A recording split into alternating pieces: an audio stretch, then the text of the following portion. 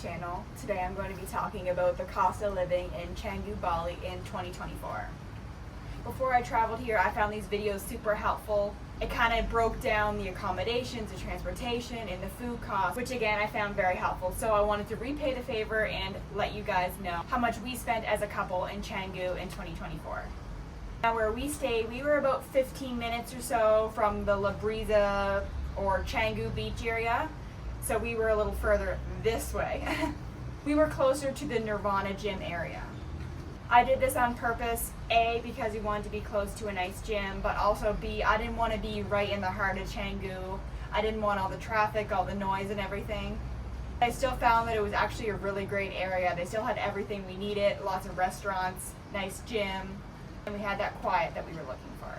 Now this is based on a couple, so I'll put it on the screen showing all the costs. But this is a couple that is new to the area, wanting to explore. As you're there longer, you come to find out which restaurants are cheaper, which ones are the best, the better deals. You're able, if you're staying longer, to negotiate with your homestay or villa or whatever you're staying at for a cheaper rate for the longer you stay as well. So this is for a 1 month span. We stayed for 1 month at the same location. And as the time went on, we were able to find places that were cheaper to eat, etc. But the price that I'm going to give you for the overall cost of the month will reflect that we were new to the area and trying to explore as well. So for the month for our accommodation, we spent $460. This is going to be in Canadian dollars. So 460 Canadian dollars for the entire month. Where we stayed at, it was very small. It was like a small motel room. And I say motel because we were able to exit our room and go directly outside. And our villa also had a front desk, which was 24 hours, but honestly, they weren't the easiest to get a hold of in the evening if we did need something. But it had a kitchen that we were able to use and a pool.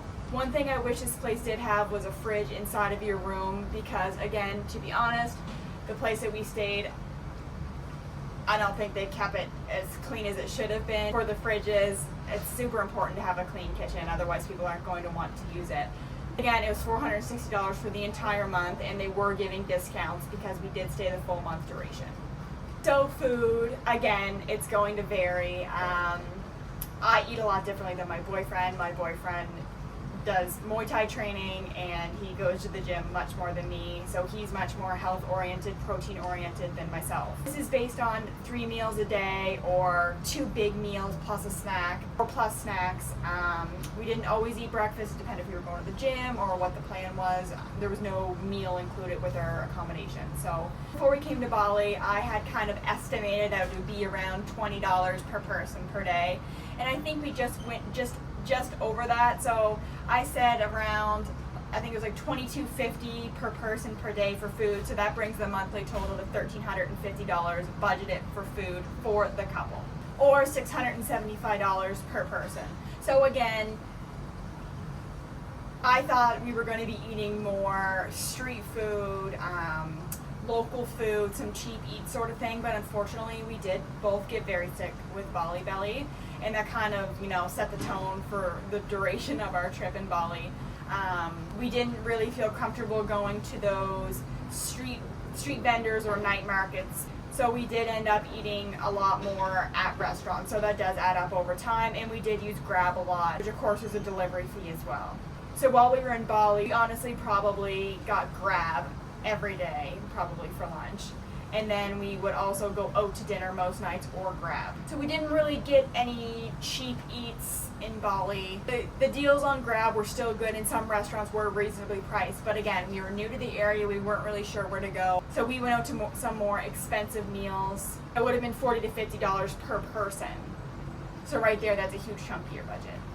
I just want to put a little disclaimer in here that absolutely you can eat cheaper than what we did. You don't have to go, you can definitely go to the grocery store and buy your own groceries and make your own food. We just chose not to do so as we were trying to get comfortable with the area and get settled in. And again, the place where we stayed, I wasn't 100% happy with the cleanliness of the kitchen. I just want to give you guys a realistic look into what it's going to be. Everybody eats out now and again, but I would say $675 per person per month is approximately what we spent. For laundry, we spent about $25 per person monthly. It goes by the weight, and we opted for the wash, dry, and ironing and folding. So It's all done for you. We always got the next day service. You can do the 3-day if you're not in a huge rush. Where Cody does Muay Thai, he wants his stuff cleaned pretty quickly. So about $25 per person monthly for that service. For the phone plan, so we got the phone plan that had, I think, 100 gigabytes of data. So we opted for the big one. We both work online, and it's super important that we're able to have data wherever we go. So it depends on the plan you get, anywhere from $30 to $40-ish. So we opted for the $40 a month plan, again, Canadian. So that brings the monthly total for the couple up to $80 a month, or $40 per person monthly.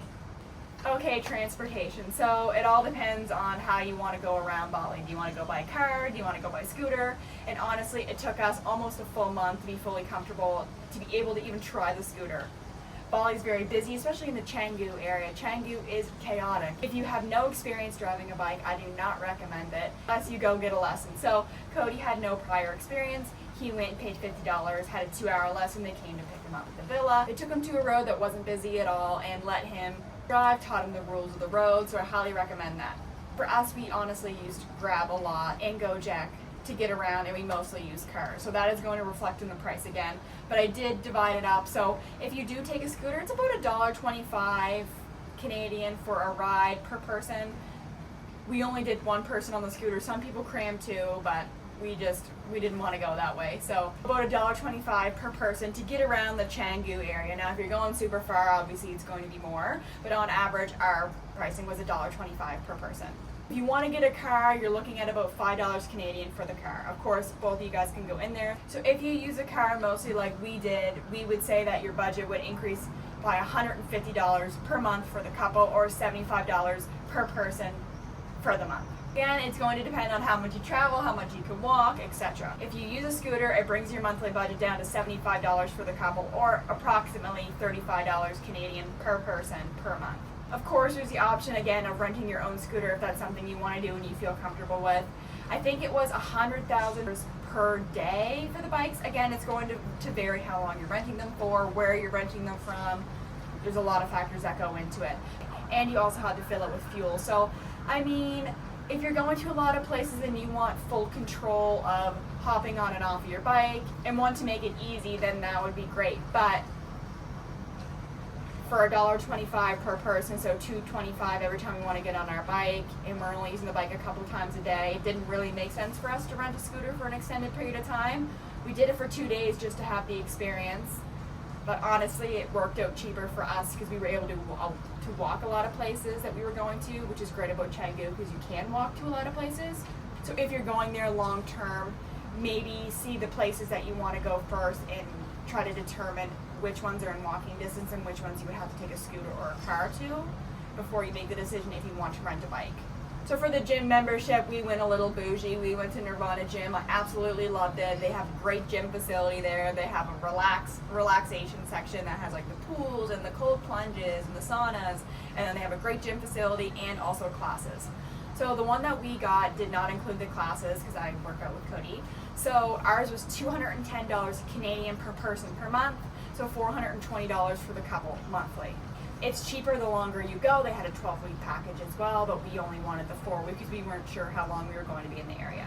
So if you don't go to the gym, completely take that out of the monthly budget at the end. Travel insurance. So of course everybody needs travel insurance. Ours was $56 per person monthly, bringing the total up for the couple to $112 monthly. So coming from Canada, we needed a visa. We got the 60-day visa. I took the audio out here because I did make a mistake. The total was $230 per person for 60 days, making the monthly total $115 per person. So activities, we're new to the area, we're new to Bali in general, and we've never been to Canggu. So I threw in some activities here that of course you wouldn't be doing every month, but it's something to factor into that final total. So I did factor in a 2-day scooter rental here. So the place we got it from, the total was $17 for the 2 days. We went to some temples, of course, you're in Bali. We went to the Tahan Lodge, and the entrance fee was $13. And we went to the Canggu Fight Night. It was awesome. Highly recommend if you get the chance. They held it at the Atlas Beach Club. Total for the Canggu Fight Night is going to bring our total up another $50 for the couple, or another $25 per person. Totally worth it in my opinion. It was an awesome experience. So approximately we're looking at about 1,400 Canadian dollars per person for the entire month. So realistically, I think is a great cost of living, especially compared to Canada. And as you're in an area longer, of course, you'll learn new tricks about the best places to eat, the cheaper places to rent the bikes, different accommodations that you can go to. But if you decide you want to go to Canggu Bali, I hope this is helpful. I hope this gives you some sort of insight into approximately the prices that you're going to be looking at. If you have any questions, feel free to drop them below and I'll try my best to answer them. Don't forget to subscribe and like this video. Bye guys!